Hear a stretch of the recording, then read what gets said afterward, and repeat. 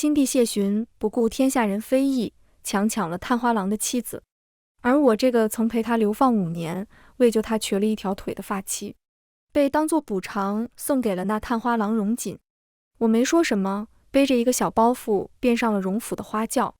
左右这5年，我欠谢询的恩情早已还清，嫁谁不是嫁。当晚洞房花烛，我和那倒霉的探花郎大眼瞪小眼，相对无言。小探花那张俊美如谪仙的脸看得我直流口水。我试探着开口，要不咱俩凑合过？大家好，欢迎收看皮皮听书。荣府的花轿到了皇宫时，我正绣着嫁衣。我和谢询是在流放漠北的第3年成的亲，那时我们刚脱离朝不保夕的境地，勉强活得像个人样。谢询做了10天的苦工，为我换了一块红布、一只红烛、一个红盖头，就算成了亲。如今谢询做了皇帝，日子好过了，总要穿身嫁衣，办个像模像样的仪式。嫁衣刚要落下最后一针，谢询身边的大太监带着几个老嬷嬷，气势汹汹地闯进了我的院子里。那太监一脸倨傲：“叶姑娘，陛下给您赐了门好婚事，花轿已经到了宫门口了。”我正一头雾水，几个嬷嬷不由分说便捧着不合身的嫁衣硬往我身上套，凤冠扯得我头发生疼。待我被一行人强行带到宫门口时，谢询正一脸怒容站在那。叶荣2家婚仪未成，算不得数，而叶氏嫡女原本就是先帝主意为朕定下的未婚妻，朕迎回自己的未婚妻，天经地义。他面前是一群涕泪连连的老臣，和坐在凤辇上哭得梨花带雨，美如芙蓉泣露的叶真真，也是我的堂姐谢询曾经的未婚妻，而今天原是她和新科探花成亲的日子。这下我还有什么不明白？谢询不甘心自己青梅竹马的白月光另嫁他人，堂堂帝王竟然当众抢亲，君夺臣妻，有违人伦。几位老臣甚至不惜以死劝谏，君臣僵持已有几个时辰。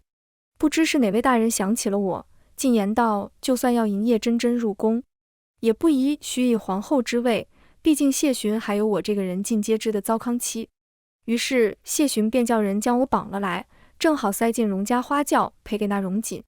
叶氏曾跟朕言明自己卑贱粗鄙，不堪皇后之位，请求朕赐他一门好婚事。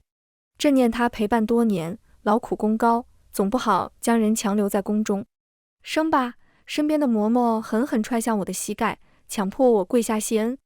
我被卸了下巴，说不出话来，盖着红盖头，众人只以为我默认了他的安排。毕竟谢询铁了心不给我皇后之位，留在宫中只会徒增厌弃。而那探花荣锦才貌不凡，确实也算得上是门好亲事。谢询做足了姿态，亲自送我上花轿，实则借机警告我：若不是你们叶家当年从中作梗，朕的妻子本来就应该是真真。叶冉冉，你出身卑贱，原本就不配留在朕身边。如今朕也算给你找了个好去处，别不知足。你若安生些，说不定过些日子朕就接你回来，给你个名分。一场荒诞的闹剧结束，我就这么坐上了荣家原本来接叶真真的花轿。花轿里不知何时装上我所有的东西，几件粗布衣，一个针线匣，一个针脚细密的钱袋，并几十枚铜板，就是我从漠北带回来的全部家当。深吸了一口气，我为自己盖好了红盖头。从前我能用这点微薄的家当支撑我和谢询在漠北活下来，从今往后我也定能活得好好的。花轿一路晃晃悠悠来到了荣府，刚一进门，便又有人将我先带去了一处厢房。我有些惴惴不安，怕荣锦把夺妻之恨迁怒到我身上，要给我难堪。为首的管事嬷嬷慈眉善目，见我面色惶恐，温声安抚道：“姑娘莫怕，我怕家郎君说姑娘匆忙出嫁，怕是没有合适的嫁衣，便吩咐老奴重新为姑娘梳妆。成亲好歹是大事，不能让姑娘受委屈，也省得旁人看清了您。”说着拿来一身做工精美的嫁衣和凤冠，又仔仔细细为我梳洗上妆，簇拥着我到前厅与荣锦拜堂。我盖着盖头，只感觉被一双温暖修长的手轻轻扶住。一道和煦温柔如春风的声音在我耳边响起：“姑娘小心。”待到人潮散去，新房里只剩我和荣锦，我俩你看我，我看你，大眼瞪小眼。我身为与皇帝共过患难的糟糠妻，却被赶出了宫，而他在春风得意之时被强抢了新婚妻子。两个苦主凑在一起，分不清谁更苦，谁也不知道该说点什么。我看着荣锦那张过分好看的脸，忽然想到那句荣探花的文章本来当的状元，因相貌实在太过出众，才被点为探花的传言。姬石有玉，列松如翠，狼艳独绝，不外如是。听闻他出身平平，却靠着自己的才干做到了大理寺少卿的位置，确实是难得的青年才俊，怪不得能被眼高于顶的叶家看上，愿意下嫁嫡女。我默默咽下口水，试探着开口打破尴尬。那个，事已至此，要不咱俩凑合着过？荣锦清俊白皙的脸庞涨得通红，语气慌乱，磕磕绊绊道：我明白姑娘也是被逼无奈，你放心，我不会对你有非分之想的。但眼下你我都被宫里盯着，不是和离的好时机，等风头过了，我自会放姑娘自由。可惜了，我倒是对她有点非分之想。我有心逗逗这腼腆的小探花，那你是觉得我不如叶真真？荣锦随手倒了杯合卺酒，温润的眸子里满是无奈。叶姑娘，这不是比得过比不过的事。其一，真真毕竟是我未过门的妻子，她在宫里受苦，我若心安理得过自己的快活日子，不是君子作为。其二，这门亲事乃是先师托付于我，我不好违背先师的嘱托。他口中的先师，就是京中曾经有名的大儒叶乡里，也就是我的父亲叶真真的亲叔叔。我看着荣锦身上挂着的那半块鸳鸯玉佩，笑出了声。另外那半块本是父亲留给我的，如果当年我没有被叶家以我娘作为要挟，逼我代替叶真真跟谢寻前去漠北，荣锦原本应是我的未婚夫，叶乡里其实是我的继父。我娘因为常年被丈夫殴打而将其告上公堂，请求和离，成了人人唾弃的不贤悍妇。是从前一直爱慕她的叶乡里挺身而出，不仅帮她成功和离，还八抬大轿风风光光娶她为妻，连带着我也成了叶家的女儿。父亲待我娘极好，对我也视如己出。比起总是打我，嫌弃我是女孩的生父，他更像我的父亲。可惜好景不长，父亲病逝后，我和我娘在叶家处境愈发艰难。所有人都说是我娘克死了丈夫，而我就是个拖油瓶。唯二对我和颜悦色，不曾叫我拖油瓶的人，只有叶真真和谢寻。记忆里，叶真真总是温柔地叫我冉冉妹妹，会给我吃好吃的点心，送给我好看的衣裙首饰。而谢寻会惩罚对我不敬的下人，在我娘病重命悬一线，我却到处都求不到大夫的时候帮我请来宫里的御医。我11岁那年，谢寻不知怎么得罪了喜怒无常的老皇帝，高高在上的储君，一朝沦为流放漠北的阶下囚。叶家是谢寻的母族，谢寻自幼便与叶真真青梅竹马，所有人都默认未来太子妃必定出于叶家。可能因此，老皇帝很坏心眼的下旨，令叶家女儿跟着谢寻一起走。叶家舍不得叶真真，恰逢我娘去世，叶家便以我娘遗体安葬为要挟，逼我代替叶真真。如此，叶家既得了个有情有义的好名声，又光明正大甩掉了我这个拖油瓶。老皇帝或许知道，但他不在意，他乐得看这个儿子不痛快。叶家什么都不许我带走，包括爹娘留给我的所有东西。临走前，叶真真拉着我的手哭得梨花带雨。冉冉妹妹，让你替我去漠北，我实在于心不安，但我又没法反抗家中的安排。我很想说，其实他不必这样的。我无意中撞见过他跟下人说，他对我这个拖油瓶好，只是为了博个好名声。我也知道，大伯父和大伯母提出让我替嫁的时候，他默认了，没有替我争取过。但是我想，无论如何，他确实在我日子很艰难的时候帮了我，我心里还是感激他的。谢寻也曾是我娘的救命恩人，我娘死后，我也已经没什么牵挂，一下报了2个人的恩情，还是我赚了呢。可遭逢大变的谢寻脾气变得很坏，他一遍遍地咒骂我，晦气的拖油瓶，能不能快滚啊？叶冉冉，你怎么到哪里都是别人的累赘？你生来就是当拖油瓶的吗？流放的路上好苦好累，我吃不饱饭，双脚被磨出一个又一个血泡，有时走慢了就会被监管的人用鞭子狠狠地打。就连曾经对我施以善意的谢寻也讨厌我。我每天晚上蜷缩成一团偷偷的哭，有时候做梦，梦里爹娘温暖的手摸摸我的头顶。我们冉冉最厉害了，再坚持坚持，日子会好起来的。我就这么靠着一个又一个美梦坚持到了漠北。我和谢寻被分到一间漏雨的茅草屋，谢寻被发配到矿场干苦力，我就每天去山上挖野菜，在家洗衣做饭，偶尔跟隔壁好心的婶子学做绣活。谢寻虽然每天都冷着脸骂我是拖油瓶，害得他要干更多的活赚2个人的口粮，但他还是会在茅屋漏雨时把仅有的一条厚被子让给我，自己却受凉风寒。有好吃的东西他会先给我吃，有一块像样的布料会先给我做衣服。虽然你是个烦人的拖油瓶，但好歹跟了我，我总不能让你饿死冻死。后来有一次我去矿场给谢寻送饭，为他挡下了原本会砸中他脑袋的落石，瘸了一条腿，每到刮风下雨天便钻心的疼。谢寻哭了，往常我们过得再苦，他也没有哭过。15岁生辰那天，我和谢寻办了场简单的婚礼。我以前听人说，女子嫁人要嫁给自己喜欢的人，我也不知道我喜不喜欢谢寻，但我俩是被流放的罪人，终生都要在一起，相依为命。成亲那天，谢寻难得笑了笑，叶冉冉，咱俩这辈子恐怕都回不去了，就这么把日子过下去，似乎也不错。等过几年有余钱了，再补一场像样的婚礼，让你穿红嫁衣，风风光光的当新娘子。可能谢寻自己也没想到，他还有回到京城的一天，否则他就不会委屈自己娶了我这个拖油瓶。其实他看不上我，直说了便是，我也不是非要赖着他。给我一笔银子放我出宫，随便他娶谁。就这么把我嫁人，连笔嫁妆也不给。当了皇帝的人，竟也如此小气。第二日一早醒来，已经不见荣锦的身影。小丫鬟为我端来简单的早饭，一碗粥，一只掺了粗粮的蒸饼。并非我挑食，而是这实在不像当官人家的饮食规格。嚼着饼子，我有些懂了，估计是嫌弃我吃白食。从前在叶家时，我和我娘就被人明里暗里的说是吃白食的。我娘要强，常常带着我做些绣活，偷偷拿出去卖，起码能换一些钱。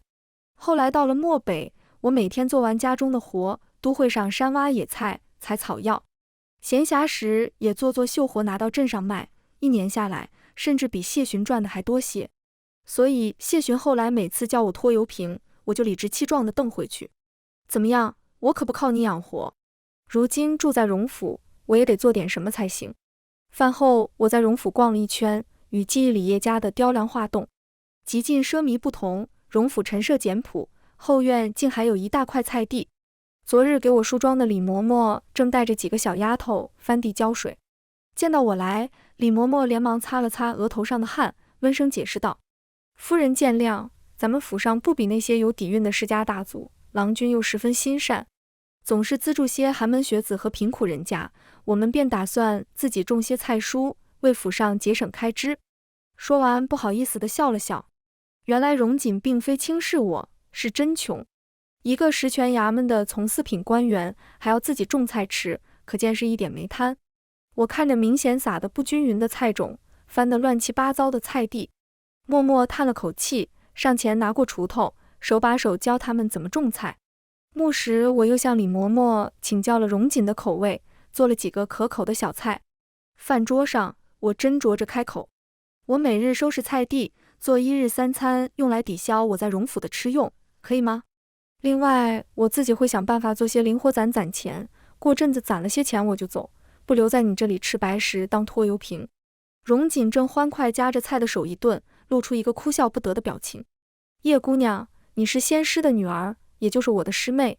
荣某虽然不是大富大贵之人，但养一个妹妹还是养得起的。更何况若不是当年，我们本该是……荣锦轻轻咳了2声，脸上泛起红晕。总之你安心住着便是，等到了合适的时机再说。说罢，看到我手上常年劳作的伤口，又叹了口气。往后这些粗活就别做了，若是觉得无聊，就出府去逛逛。我低了低头，以我的身份，只怕会遭人议论。荣锦似是看出了我的窘迫，说起笑话逗我开心。他在大理寺任职，平时见到的案子多了，京中权贵人家的八卦也知道不少。刘侍郎当年靠着妻子的嫁妆支撑才能考上进士，这么多年也全靠夫人赚钱。结果他一把年纪了还要纳妾，夫人果断跟他和离带走全部嫁妆后，刘侍郎家里空空如也，小妾也跑了。孙尚书跟夫人恩爱多年，却一直没有子女，他当众承诺永不纳妾，却偷偷在外面养了外室，外室怀了身孕，孙尚书便赶走了妻子。后来才知道，其实不能生的是他，夫人另嫁后很快就3年抱俩。荣锦说的声情并茂，我刚吃饱的肚子差点笑岔气。许多光鲜亮丽、体面斯文的人家，内里指不定什么污糟事都有。你不曾做错什么，又何必自己看清自己？荣锦看着我的眼睛，正色道。我忍不住红了眼眶。这么多年，好像是第一次有人跟我说，你什么都没做错，无需看低自己。我也朝他笑了笑，那你以后也别叫我叶姑娘了，怪生分的，就叫我阿染吧。从那之后，荣锦每日下朝回来都会给我带些东西。刚出炉的香喷喷的点心，红艳艳的冰糖葫芦，最时兴的头花首饰，数不胜数。我也投桃报李，时不时给他做件衣裳，做些吃食。谢询还是没能立叶真真为后，却不是朝臣反对，而是叶真真自己不愿意做皇后，也不愿意侍寝，言明她已经有了婚事，自古好女不是二夫。于是谢询更卯足了劲博美人一笑。千里迢迢运来的荔枝，价值千金的海中鲛珠，无论多珍贵的东西，都一股脑捧到叶真真面前，更是拒绝了选秀的提议，只愿意守着叶真真一个人。荣锦听闻之后，加快了联络寒门官员和学子向皇帝上书的动作，想要救叶真真于水火。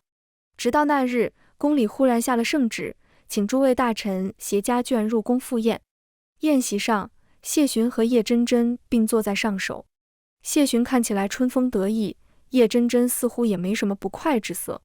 觥筹交错，气氛正酣之时，谢询身旁的长侍太监忽然宣读了立后圣旨。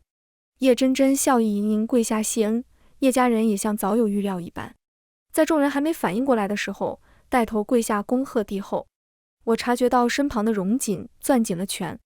宫宴结束后，一个宫人拦住了我们的去路，说是皇后娘娘有请，实则只请了荣锦一人。我站在殿外，吹着冷风，正无聊数着蚂蚁时，忽然被一个人拉住了手腕。是谢询。叶冉冉，你是故意在这等着朕吧？这才多久，就这么迫不及待？谢询嗤笑了一声，语气带着几分嘲讽。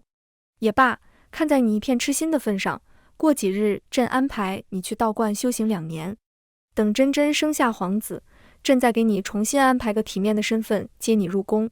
这还是真真提议的，她一向心善，不仅惦记着你，还要亲自跟那实心眼的荣锦解释一番。我不动声色地抽回自己的手。陛下既然已经心想事成，就跟堂姐好好过日子吧，我这等卑贱之人就不劳您惦记了。恰逢荣锦从殿中出来，我挽过他的手，径直往宫门口去，不管身后谢询黑成锅底一样的脸色。回府之后，荣锦连夜写了折子，请求外放到地方做官。我还没弄清楚今晚发生了什么，荣锦带着歉意跟我解释。真真姑娘，不，皇后娘娘说她是自愿留在宫中的，她感念我的仗义之举，让我往后不必再为她费心了。叶真真和谢询本就是多年青梅竹马的情分，谢询又对她这么用心，倒是不难理解。抛开我们2个倒霉鬼不谈，也是一段破镜重圆的佳话。我带着同情看向荣锦，这是要远走以治疗情伤吧？我心里这么想，嘴上竟也没个把门的。荣锦无奈地笑了笑，摸摸我的头顶。阿冉，你一天天都在想些什么呀？我与他父母之命媒妁之言，不过婚前相看过2次而已，何来深情厚谊？我想救他出宫，一是全了道义，二是身为臣子，自然要劝谏君王的荒唐之举。我请求出京，是自从到大理寺任职以来，看到天子脚下仍有许多不平之事，想到地方之上不知还有多少水深火热的百姓，想尽一份力罢了。就算没有这件事，我本也是如此打算的。我请求他先带我一起走，等安顿下来，我们再和离。反正我在京城早已没有任何留恋，不如去看看外面广阔天地。3日后，荣锦的调令发了下来，我们便动身离开京城。一路上鸟语花香，我呼吸着自由的空气，宛若新生。行至夜幕低垂，刚要出京城地界，一路带着兵器的人马团团围住了我们的马车。为首的那人是谢寻。谢寻自己也不知怎么回事，忽然就很惦记叶冉冉那丫头，想念她做的粗茶淡饭，想念她亲手缝的暖和衣裳，想念她的唠叨。于是他想着，不如早点接她回宫，她肯定高兴得不得了。他兴致冲冲去叶府接人，却扑了个空。他竟然悄无声息地跟着荣锦一起走了。他都纡尊降贵，愿意亲自接他回宫了，他怎么敢？叶冉冉，下车到朕这来，朕可以既往不咎，否则……他本想拉弓搭箭，吓唬吓唬胆小的叶冉冉，却见他毫无惧色，直直瞪着他，仿佛在说，他宁愿死，也不愿意回到他身边来。谢寻怒上心头，握着弓箭的手转了个弯，指向荣锦，眼神狠厉而冰冷。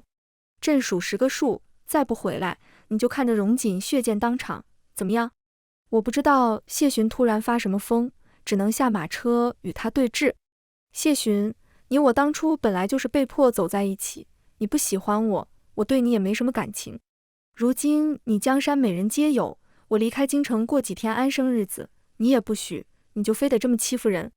谢寻怒极反笑，叶冉冉，你对我没什么感情，你觉得我是在欺负你？没心肝的蠢女人，我连夜跑了几十里路找你，就是为了欺负你。我若对你没半点感情，何苦心心念念来接你回宫？我深深叹了口气，走到谢寻面前，似乎是这些年来头一回与他平视。或许有那么一点吧，即使是宠物，养久了也会有感情，何况是人呢？谢寻，你对待我就像对待宠物一样，给我一口吃的，就觉得我这辈子都应该把命卖给你。你可以抛弃宠物，可如果他自己想要离开，你就气急败坏，像被背叛了一样，不允许他有自己的意识。谢寻原本盛满怒气的眸子暗了暗，带着几分歉疚。抱歉阿冉，我不知道你心里这么委屈。从前我们日子过得难，我脾气也坏，如今不同了。你跟我回去，从前欠你的，我都会慢慢补偿你。不重要了。我推开谢寻，想要来抱我的手。我现在真正想要的是自由。谢寻，看在我为你瘸了一条腿的份上，放过我吧，我们好聚好散，行吗？谢寻深深看了我一眼，终究没再说什么。马车渐行渐远，谢寻的身影逐渐隐没在夜色里，直至消失不见。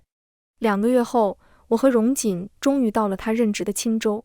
这是地处江南的一座小城，一眼望去，烟柳画桥，风帘翠幕，与喧嚣的京城相比，多了几分秀美宁静。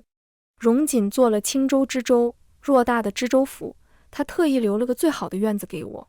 我提出用这段时间攒的钱另个小院子搬出去住，被他拦下了，说是我刚来青州，人生地不熟，一个姑娘家多有不便，不如先住段时间再说。我也不闲着，每日帮李嬷嬷他们做些活，有空了便带着自己做的绣帕荷包去沿河的集市上卖。荣锦每日木时从衙门下旨，正好顺道接我回家。偏偏他手里也不闲着，总要带些小东西，有时是点心铺子新出的零嘴，有时是女儿家喜欢的一些小玩意。我若是推拒，荣锦便一副可怜兮兮的表情。这点小东西，阿冉妹妹也要与我生分吗？莫非是烦我了？我拗不过他，只能照单全收。日子久了，他的身影远远一出现，隔壁摊位的阿婶便大声提醒我：阿冉，你相公接你来了。荣锦听了不但不恼，还笑容温和地打招呼：麻烦阿婶平时多照顾我家阿冉，她胆子小，我总不放心。我觉得过意不去，问他为什么不反驳。荣锦一脸理所当然：我们还未曾和离，你本来就是我娘子啊，总不能跟每个人都解释一下，我们其实是假夫妻吧？一开始我只当他是开玩笑，但我也没那么傻，天长日久的，我自然能看出他的心思，但我也有我的顾虑。荣锦也懂，我们就这么慢悠悠过着日子，谁也不说破。直到有一日，荣锦为了查案，只身一人去了城外的山上，眼看着已经快到酉时，却还没回来，我担心不已，急忙去寻他。月亮初初挂上了山头，才寻到他的身影。他月白色的衣袍被路边的荆棘划出一道道口子，整个人看起来狼狈又窘迫，跟平日里的翩翩家公子判若两人，倒是有几分可爱。这个时候下山已经不安全了，我知道这山上有猎户留下的木屋，里面有水有吃食，不如我们借宿一晚，明早再下山吧。荣锦提议道。我看着已经彻底变黑的天色，点头答应。小小的木屋里，荣锦把生火取暖、烧水做饭的活一应揽下来，只让我坐着休息。到了半夜，外面忽然狂风闪电，下起暴雨来，木屋漏风又漏雨。我裹着外衫，冻得瑟瑟发抖，迷迷糊糊间，只感觉好像有一个温暖的怀抱抱住了我。随后我便沉沉睡去，没了意识。再次睁眼，荣锦正背着我步履蹒跚地冒着风雨往山下走。阿冉，你发热了，我带你去山下村民家里找大夫，很快就到了，你再忍忍。我很想跟他说，其实不必了，我皮糙肉厚得很，在漠北生过几次大病，都被大夫说活不了了，可我每次都很命硬地活了下来。我试图张嘴，嗓子却像被烙铁灼烧一样疼，只能艰难蹦出几个字：你为什么对我这么好？荣锦脚步顿了顿，思绪飘到他第一次见阿冉的那天。傻阿冉，因为你是我很久很久之前就惦念的人啊。从前在叶家求学的时候，阿冉还是个梳着双环髻的可爱小姑娘，会笑着叫我阿锦哥哥。后来你被叶家赶走，我却事后才知晓，懊悔万分没能救你。再后来，你阴差阳错成了我的妻子，我也知道了原本与我有婚约的其实是你，我内心窃喜，又怕吓到你，只能日复一日笨拙地对你好，让你一点点明白我的心意。我趴在荣锦宽阔温暖的背上，听着他在我耳边絮絮叨叨，不知不觉睡熟了。迷迷糊糊间，也许是病状悚人胆，我记得我好像说了一句，叽里咕噜说什么呢？让我亲一口。5年后，江南小院，春日融融，风吹满院蔷薇花香。才3岁的团宝路还走不利索，跌跌撞撞地在院子里扑蝴蝶。我和荣锦则忙着收拾行李。5年已过，荣锦在青州任职期满，即将回京城述职。离开的那天，青州百姓一路相送，感谢荣之州广施仁泽，清明廉洁，善待百姓。刚到京城第1天，谢询便把荣锦传召进宫，一同而来的还有后宫的懿旨。荣夫人，我们贵妃娘娘传您带着小小姐去宫里叙话。我怎么不记得我跟后宫哪位贵妃时就相识？那宫人尴尬地清了清嗓子，就是叶贵妃娘娘，您的堂姐，跟几年前见都不愿意见我不同，叶真真今日倒是对我十分亲热，亲自上前扶我，把荣家小小姐和大皇子抱下去一块玩吧，本宫跟妹妹说说话。叶真真收起了端庄温柔的表情，望着我的肚子悠悠开口：阿冉妹妹，听闻你和荣大人恩爱非常，果然如此，这是第2个孩子了吧？明明在叶家时，我是才貌双全，被千娇百宠的叶家嫡女，你连我的婢女都不如，可偏偏是你这个拖油瓶如此好命，谢询对你念念不忘。为了你最终还是不肯立我为后，就连荣锦也被你哄住，倒是我小瞧了你。我不欲与叶真真逞口舌之快，只想快点带着女儿离开。刚迈上第1个台阶，叶真真的眼神陡然变得阴狠，不着痕迹地伸出腿绊了我一下。殿前足有几10个台阶，如果从这滚落下去，后果不堪设想。刹那间，我被一个稳稳的怀抱接住。谢询扶着我，眼神冰冷地看着跪在地上的叶真真。叶贵妃狂妄肆意，行事不端，罚俸1年。大皇子也不适合留在你这里了，朕会亲自教养他。说罢，不管叶真真如何哭求，径直离开了这里。阿冉，你终于回来了，你知不知道这几年我很想你？谢询深情款款道。我只觉得有点想吐。你走之后，我无数次后悔当初为什么亲手把你送给别人，后悔为什么你还在我身边的时候没有对你好一些。这几年我纳了很多跟你相像的妃嫔，仿佛对他们好就是在补偿你。阿冉，你可以再给我一个重新对你好的机会吗？我可以给荣锦高官厚禄补偿他，你的孩子我也会视如己出。不是，他是不是有毛病？谁不在身边就惦记谁，别人的媳妇永远比自己的好。我强忍住翻他白眼的冲动，尽可能平心静气道：谢寻，如果是这一切都没发生之前，你说你觉得从前对我不够好，想要对我更好一点，我可能会很感动。但事实是，已经发生了的事是不能轻易挽回的，别再说这种既幼稚又无意义的话了，行吗？当年跟你去漠北，虽然有叶家逼迫的原因在，但也是我自己想报你的恩情。后来回京，好歹你也没有随便找个烂人把我丢掉。我虽然怨你，但并不恨你，因为恨一个人太累了，我只想朝前走，也希望你能珍惜眼前人，你明白吗？无论如何，是他毁了叶真真原本平稳顺遂的人生，却又不善待人家。我不想多掺和他们之间的事，带着团宝回了家。京城的宅子因为有几个老仆留下来看守打扫，依旧整洁如新，看得人心生暖意。李嬷嬷准备了一桌饭菜，等着荣锦回来相聚。眼看着日落西山，却始终不见荣锦回来，只有跟着他进宫的小厮一个人先回了府。夫人莫急，我跟大人原本已经快出宫了，不知哪位贵人让人来请大人，说有十分重要的事。我越等越心焦，你可还记得来请人的那个宫人有什么特征？是哪个宫里的？小厮回忆半晌，忽然道：我想起来了，好像就是贵妃娘娘的宫女来请夫人进宫的那个。我心中涌现一股不好的预感，恐怕叶真真有什么花招，急忙进宫去找人。荣锦人呢？你把他怎么了？叶真真遣退所有宫人，不慌不忙，慢条斯理地浇着牡丹花。你急什么？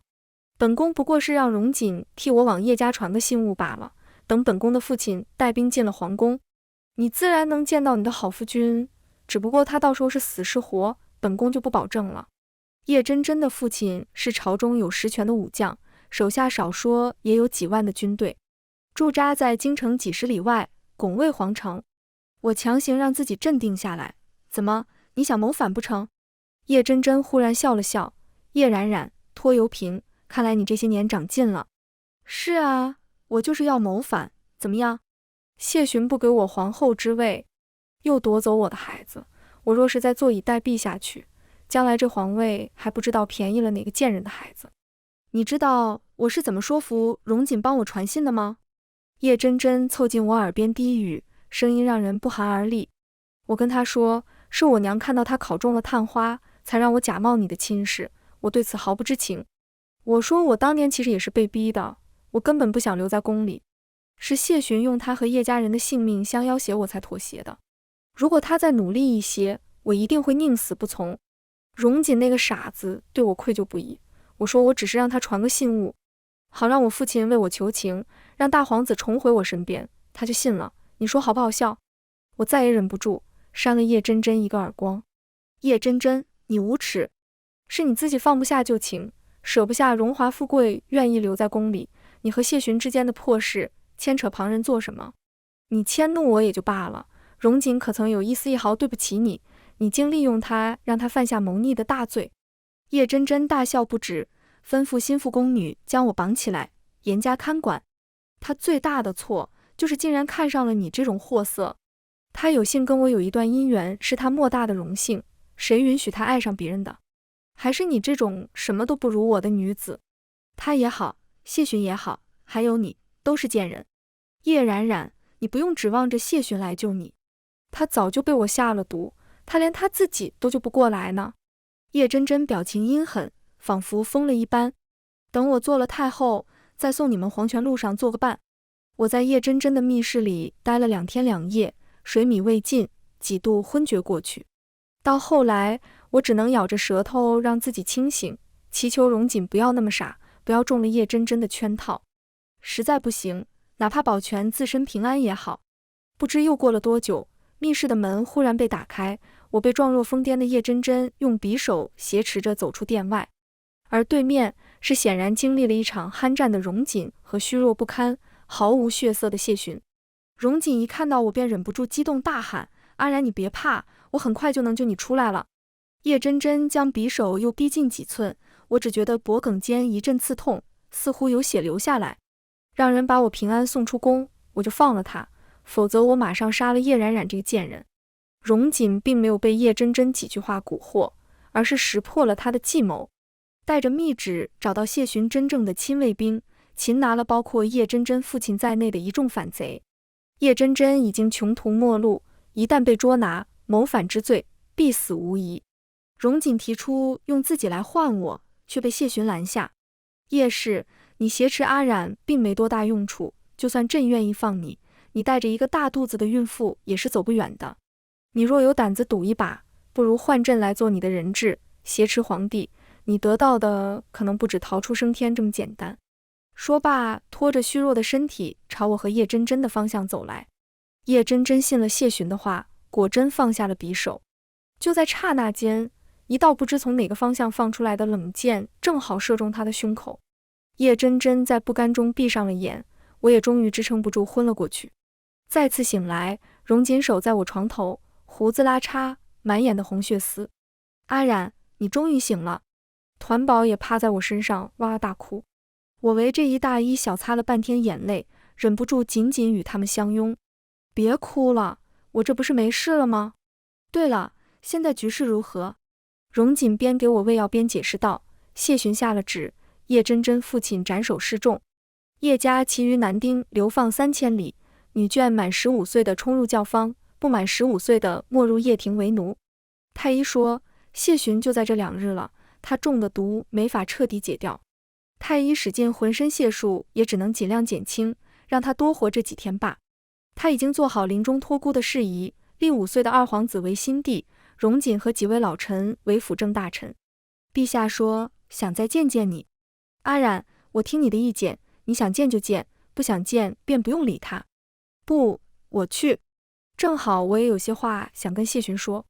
谢询躺在龙床上，面色苍白如纸，仿佛一点生气也没有。见到我过来，好半天才艰难蹦出几个字：阿染，你来了。我朝着他跪下行礼，能否请求陛下放过叶家女眷？父亲对我恩重如山，可谋逆之罪太过，我无法为叶家男丁求情，只能尽量保全女眷，也算还了一份恩情。谢询思索片刻，终于还是同意了我的请求。那就把叶家女眷贬为庶民罢了，还有那罪妇叶氏，她也是命大，让她养好伤后去寺里出家修行吧。其实她一直是宫里最得宠的，皇长子也是她所出，她若沉住气，何愁没有以后？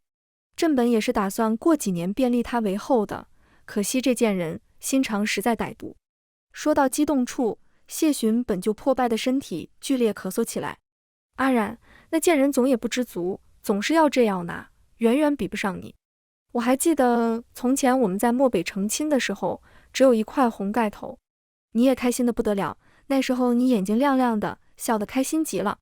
谢询朝我招招手，阿染，你过来，坐到朕身边来。谢询用尽最后一丝力气握住我的手，自顾自絮絮叨叨。阿染，你说如果当时先帝召我回京，我没有回去，是不是一切都会不一样？我们说不定已经盖了新房子，有了属于自己的田地，种上一些菜，养些鸡鸭，过着日出而作，日入而息，平平淡淡的日子。我们还会有几个可爱的孩子，就像你和荣锦的女儿一样可爱。我最后一次推开了谢询，一字一句在他耳边说道：不会的，谢询，我们不会过上幸福的日子，因为真正永远不知足的人是你。如果你没能回到京城当上皇帝，你也只会照常嫌弃我，你会一辈子都顾影自怜，感叹自己怎么落到了这副境地，跟我这个你瞧不起的拖油瓶在一起过一辈子。你会终生都怀念叶真真这个皎洁白月光，你这样的人跟谁在一起都不会善终的。闻言，谢询怔愣了好半晌，瞳孔的光渐渐散去，眼角缓缓流出一滴泪来。阿染，不是这样的。阿染，我好想你。谢询死后，荣锦变得更忙了，既要处理朝政，又要给5岁的小皇帝当老师。我在京城开了一间属于自己的绣坊，每天忙得脚不沾地。团宝已经长成一个小大人，每天都跟着小皇帝一起读书，下课了就带着妹妹来绣坊里玩，有时候还会带着小皇帝。小皇帝小名阿恒，长着一张白面团似的包子脸，软绵绵的手感极好。阿恒平日里喜欢黏着荣锦，还喜欢吃我做的吃食，最喜欢的还是跟在团宝身后跑来跑去，像个小尾巴。团宝15岁那年，他忽然问我，他可不可以答应阿恒的求亲。阿衡答应过他，只会娶她一个人。他知道皇帝也会有很多身不由己，可是他跟阿衡是从小的青梅竹马，他知道他是个很好很好的人，所以他犹豫了。我摸了摸团宝毛茸茸的发顶，看着他澄澈的眼神，一时不知该说什么。罢了，便随他自己的心意去吧。全文完，皮皮听书，感谢您的观看，每天上新精彩小说，喜欢就订阅吧。